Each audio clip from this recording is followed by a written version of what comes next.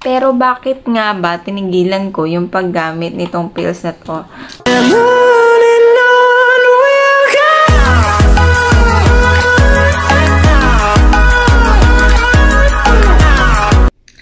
Hi guys! Welcome back to my channel. This is me, Rose, at nandito na naman kayo sa Rosie Chinita Vlogs. And so for today's video, I will be sharing with you guys my experience of using this pill, which is the Daphne Pills by Trust, and this is a linestrenol. I don't know if I read it right, kung linestrenol yun o linestrenol. Then, it is a 500 mcg tablet, hormonal contraceptive progesterones. So, sabi nila, this is the contraceptive for the breastfeeding mom. But I am not breastfeeding. Pero, 2 months postpartum pa lang kasi ako. So, ito yung nireseta sa akin ng OB ko nung manghingi ako sa kanya ng pills na pwede kong gamitin. Pero bakit nga ba tinigilan ko yung paggamit nitong pills na to? So, by the way, this is the 28-day pill na naubos ko at pinilit kong ubusin. Dalawa talaga yung binili ko. So, ito may laman pa nga to. Pero hindi ko na siya ginamit kasi pinalitan ko na siya agad. Pagkatapos ko, talagang inubos ko lang siya kasi nagpa-check ako sa OB. And, ayun. Nanghingi ako ng bagong pills, which is yung ginagamit ko before.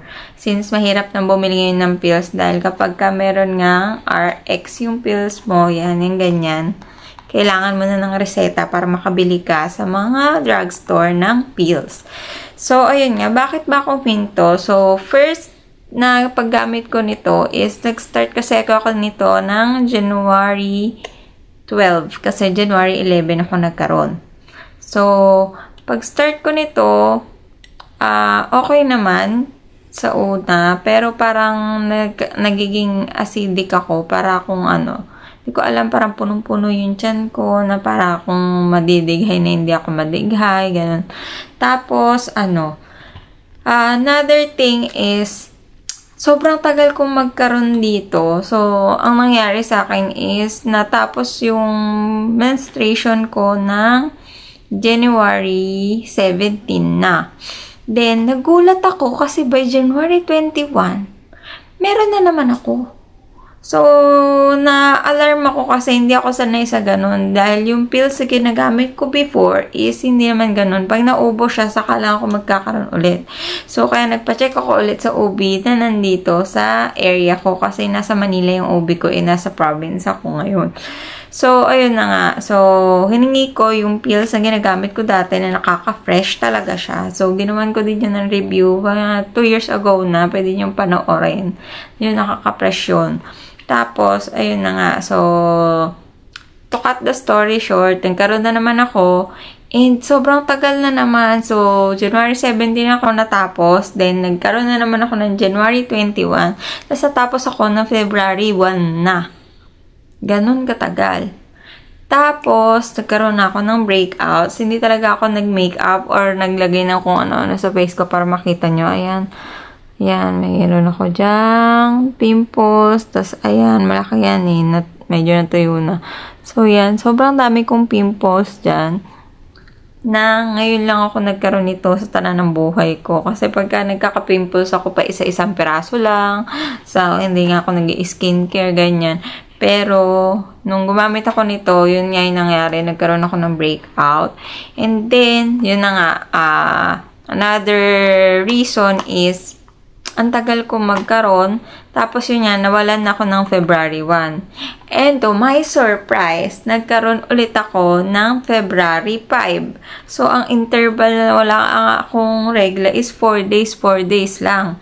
Tapos, hanggang February 12 naman siya nag-last. Which is, kakatapos ko lang kahapon since February 13 ngayon. Diba? Imagine that. Hindi ka talaga mabubuntis kung gagamitin mo to kasi hindi na kayo magkakaroon ng time ng mister mo or ng partner mo mag-contact since palagi kang may regla. Nakaka-hassle kaya kasi ang lagkit, tas kailangan mo mag-napkin, or kung ikaw tampons, ganyan. Sobrang hassle ng merong regla. So, tinigil ko siya. Which is, pinalitan ko ulit siya ng micropill na ginagamit ko before. So, ayun. Yun yung experience ko sa paggamit nito. At ito yung dahilan kung bakit ako napabalik sa pag-vlog. Kasi gusto kong i-share sa inyo kung ano yung nangyari sa akin dito. So, ang tagal na ng huling video ko. And ngayon lang ulit ako nag-video.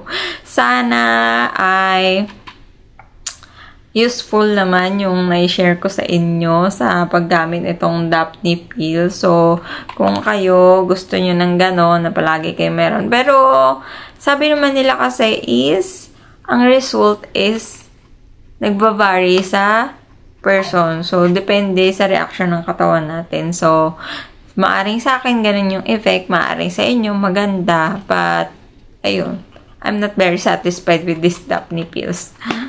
So, yun lang. Please do like, share, subscribe, and click the notification bell for more updates. Bye!